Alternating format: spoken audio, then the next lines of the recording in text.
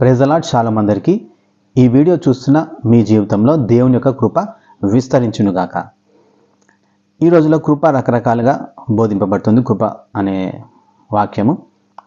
అయితే కృప ఎవరికి ఇవ్వబడింది, ఎందుకు ఇవ్వబడింది, ఎలా తమ జీవితంలో పనిచేస్తుంది అనే కొన్ని విషయాలు మనం మీతో పంచుకోవాలని కోరుకొంచున్నాను. బైబిల్లో చూస్తుంటే మరియమ్మ కృప పొందుకున్న విషయాన్ని మనం చూస్తూ ఉంటాం. కృప పొందినది ఆయన. కృప అనేది యోగ్యత లేని వారికి ఇవ్వబడుతుంది. అంటే మరియమ్మ పరిశుద్ధురాలు కాదా అంటే 100% నీతిమంతురాలు, పరిశుద్ధురాలు అయినప్పటికీ సృష్టికర్త తన గర్భంలో రావాలంటే అంత యోగ్యత ఎవరికి లేదు. అర్హత లేని వారికి కృప ఇవ్వబడుతుంది అనే విషయం మనం గమనించాలి. కృప రెండు విధాలుగా మన జీవితంలో పనిచేస్తుంది. ఒక విశ్వాస జీవితంలో ఒక వ్యక్తి పాపము అతని జీవితంలో విస్తరించినప్పుడు కృప విస్తరించను అనే వాక్యాలు చాలామంది ఈ రోజులు బోధిస్తూ ఉంటారు. అంటే అది పాపం చేయడానికి కాదు, కానీ కృప అనేది ఏదైతే నువ్వు పాపాన్ని జయించలేకపోతున్నావో ఆ బలహీనతని జయించడానికి కృప ఇవ్వబడుతుంది. కృప అంటే దేవుని యొక్క సహాయం. ఇది మొదటి రకం. అంటే దేవుని కృప చేత నువ్వు ఏదైతే జయించలేకపోతున్నావో జయించడానికి దేవుని యొక్క సహాయమే కృప. చాలామంది కృప అంటే నేను ఏమైనా చేసుకోవచ్చు అనే విధానంగా వెళ్ళిపోతూ ఉన్నారు. కృప అంటే అది కాదు. చాలామంది కృపా బోధకులు ఈరోజు బయలుదేరారు. కృప అనేది లైసెన్స్ అన్నట్టు చెప్తా ఉన్నారు. కృప అనేది నువ్వు నీకు ఎప్పుడైతే దేవుని కృప ఇవ్వబడుతుందో, ఏదైతే జయించలేవో అది జయించబడుతుంది. అదే దేవుని సహాయం, అదే కృప. అది మొదటి రకం.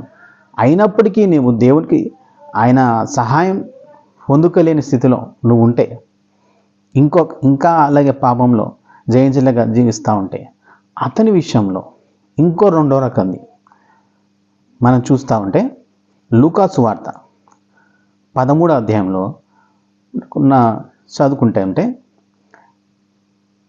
మీరందరూ మారుమస్సు పొందని ఎడల ఇలాగే నశించెదరు. అంటే ఒక గోపురం పడడం అక్కడ గమనిస్తూ ఉంటాము.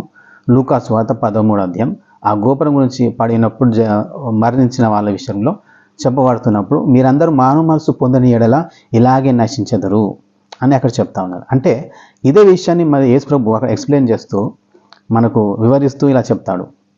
ఒక యజమాని, ద్రాక్ష తోట యజమాని అక్కడ ఉంటాడు. ఆ తోట యజమానికి ఆ తోటలో ఒక అంజూరపు చెట్టు ఉంటుందన్నమాట. అది 3 సంవత్సరాలు అయినా కానీ ఫలించడం లేదు. ఎందుకు ఈ నేల వ్యర్థమైపోవాలి, కాబట్టి దీన్ని నరికివేయాలని ఆ యజమాని కోరినప్పుడు ఆ తోటమాలి, అయ్యా ఇంకొక సంవత్సరము వేచి చూద్దాము, నేను ఎరువు వేసి దాన్ని చూస్తాను, ఫలించకపోతే తీసివేయండి అని. అంటే కృప ఎందుకు ఇవ్వబడిందంటే, నీకు యోగ్యత లేనప్పటికీ, ఇప్పుడు 10th క్లాస్ ఫెయిల్ అయినా సరే ఇంటర్లోకి కృప ఇచ్చి కొన్ని మార్క్స్ వేసి కల్పిస్తారు. ఎందుకు? నువ్వు మారుతావని, అంతేగాని కృప ఎందుకంటే నేను మారలేను కాబట్టి, నేను జీవించలేను కాబట్టి, ఆయన జీవించాడు కాబట్టి నేను ఇక జీవించాల్సిన అవసరం లేదు, నేను మారాల్సిన అవసరం లేదు అనేది దొంగ కృపా బోధకులు ఈరోజు ఇలాంటి తప్పుడు బోధలు తీసుకొని వచ్చారు. నువ్వు మారాలి అనడానికి, నువ్వు మారుతావేమో అని అవకాశం ఇస్తూ ఇక్కడ కృప అనేది ఇవ్వబడుతుంది. 2 రకాల కృపను మాత్రమే ఇవ్వబడుతుంది. అంతేకాని కృప అంటే నేను ఇక మారాల్సిన అవసరం లేదు, నేను ఏదైతే చేయలేదో అది యేసు ప్రభు చేశాడు కాబట్టి అనే తప్పుడు బోధల్లో ఉంటే నరికివేయబడతావు.